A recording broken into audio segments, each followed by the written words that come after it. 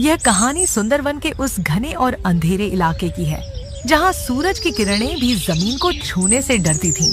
इस जंगल का राजा था सुल्तान, एक 7 फीट लंबा, खूंखार और ताकतवर शेर। सुल्तान का नियम साधारण था, जो सामने आए वो उसका भोजन बनेगा। लेकिन इसी जंगल के एक दलदली कोने में रहता था कालू, एक भीमकाय जंगली सुअर, वाइल्ड बोर। कालू का वजन 250 किलो था। उसकी आंखें खून की तरह लाल थीं और उसके मुंह से निकले 2 नुकीले दांत, टस्क, किसी खंजर से कम नहीं थे। कालू सीधा साधा नहीं था, उसे अपनी ताकत का घमंड था और उसने पूरे जंगल में अपना आतंक मचा रखा था। एक दिन कालू को लगा कि सिर्फ कीचड़ में रहना। उसने जंगल के शाकाहारी जानवरों को धमकाना शुरू किया। उसने हिरणों के झुंड को घेर लिया।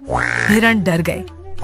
उसने हिरणों के झुंड को घेर लिया और कहा, आज से तुम लोग जो भी हरी घास चरोगे उसका आधा हिस्सा मुझे दोगे, वरना मेरे ये दांत तुम्हारी छाती के पार होंगे। हिरण डर गए, बल्कि जंगल के लोमड़ियों के साथ हाथ मिला लिया।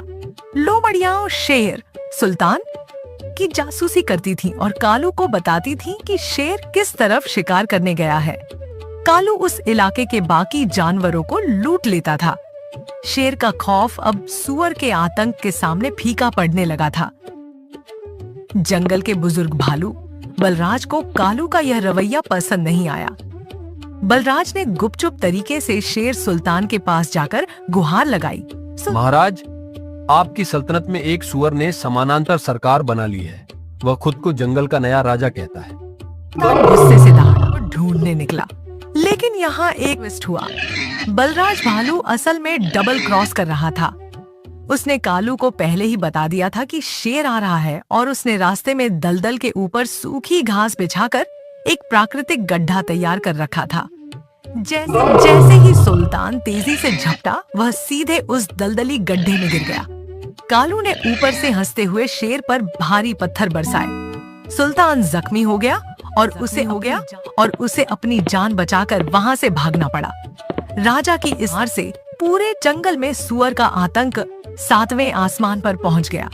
सुल्तान अपनी गुफा में बैठकर अपनी चोटों को चाट रहा था और बदले की आग में जल रहा था। कालू ने खुद को अघोषित राजा मान लिया था। तभी चतुर ने पासा पलटा। चतुर को लगा कि अगर सुअर राजा बन गया तो वह सबको मार डालेगा। चतुर रात के अंधे सुअर को हराना है तो ताकत से नहीं, उसकी कमजोरी से मारो। वह कल रात बूढ़े बरगद के पास शराब जैसे नशीले महुए के फल खाकर सोएगा, वही सही मौका होगा। कालू बेवकूफ नहीं था। उसने चतुर लोमड़ी की बातें सुन ली थी। उसने महुए के ढेर के पीछे एक खतरनाक कांटेदार झाड़ियों का घेरा खुद तैयार किया था और खुद पेड़ के ऊपर चढ़कर बैठ गया। हाँ, एक भारी भरकम सुअर ने छलांग लगाकर मचान बना लिया था। रात के ठीक 12 बजे जब आसमान में काली घटाएं थीं, सुल्तान दबे पांव बरगद के पेड़ के पास पहुंचा। उसे लगा कालू नीचे सो रहा है। जैसे ही सुल्तान ने छलांग लगाई, वह सीधे कांटों के जाल में फंस गया। कांटे उसकी खाल में चुभ गए और वह दर्द से कराह उठा। उसी पल पेड़ के ऊपर से 250 किलो का कालू सीधे शेर की पीठ पर कूदा। धड़ाम! जंगल का सबसे भयानक युद्ध शुरू हो गया। सुल्तान ने अपने पंजों से कालू के चेहरे को नोच डाला, जिससे कालू की एक आंख फूट गई। दर्द से पागल हुए कालू ने अपने दोनों खंजर जैसे दांत सुल्तान के पेट में घुसा दिए और ऊपर की तरफ खींच दिया। सुल्तान की दहाड़ से पूरा सुंदरवन कांप उठा। शेर ने सुअर की गर्दन पकड़नी चाहिए, लेकिन सुअर की मोटी चमड़ी और कीचड़ की परत के कारण उसके दांत फिसल गए। कालू ने पूरी ताकत से अपने सिर से शेर की छाती पर वार किया। शेर की पसलियां टूटने की आवाज साफ सुनाई दी। सुल्तान जमीन पर गिर पड़ा। उसका खून तेजी से बह रहा था। कालू ने कोई रहम नहीं दिखाया। उसने अपने नुकीले दांतों से शेर के गले को तब तक रौंदा जब तक कि जंगल के राजा सुल्तान की सांसें हमेशा के लिए थम नहीं गई। शेर मर चुका था। सुअर ने जंगल के सबसे बड़े शिकारी को ढेर कर दिया था। सुल्तान को हराने के बाद कालू का रूप पूरी तरह बदल चुका था। उसकी दोनों आंखों में अब पहले से भी ज्यादा खतरनाक चमक थी और उसके चेहरे पर क्रूरता साफ दिखाई देती थी। अब वह सिर्फ एक हिंसक जानवर नहीं रहा था, बल्कि पूरे जंगल पर डर और आतंक से राज करने वाला एक निर्दयी तानाशाह बन चुका था। उसकी दहाड़ सुनते ही छोटे बड़े सभी जानवर कांप उठते थे, क्योंकि कालू अब पहले से कहीं ज्यादा खूंखार और बेरहम हो चुका था। अब उसे किसी से भी डर नहीं लगता था। उसे लगने लगा था कि पूरे जंगल में उसे हराने की ताकत किसी के पास नहीं है, और यही घमंड उसे पहले से भी ज्यादा खतरनाक बना रहा था। शाकाहारी या मांसाहारी नहीं है, सब मेरे गुलाम हैं। उसने लोमड़ियों को आदेश दिया कि वे रोज सुबह उसके लिए ताजा शिकार ढूंढ कर लाएं, चाहे इसके लिए उन्हें अपने ही बच्चों की बलि क्यों न देनी पड़े। पूरा जंगल अब शेर के राज को याद करके रो रहा था, क्योंकि शेर भूखा होने पर ही मारता था, लेकिन यह सुअर सिर्फ मजे के लिए जान ले रहा था। तभी सुंदरवन की सीमा पर एक नई हलचल हुई। सुल्तान का छोटा भाई विक्रम, जो पड़ोसी पहाड़ी जंगल का सबसे खूंखार शेर माना जाता था, अपने भाई की मौत का बदला लेने के लिए सुंदरवन की सीमा में दाखिल हो चुका था। उसके साथ थे 100 भेड़ियों का एक वफादार झुंड। कालू को इस बात का पता चल चुका था। उसने भागने के बजाय पूरे जंगल के हाथियों को जबरदस्ती अपने साथ मिला लिया था और उन्हें सेना का साथ दिया तो वह उनके बच्चों को मार डालेगा। अब यह सिर्फ बदले की लड़ाई नहीं थी, यह सुंदरवन के भविष्य की जंग बन चुकी थी। दोनों सेनाएं आमने सामने खड़ी थी।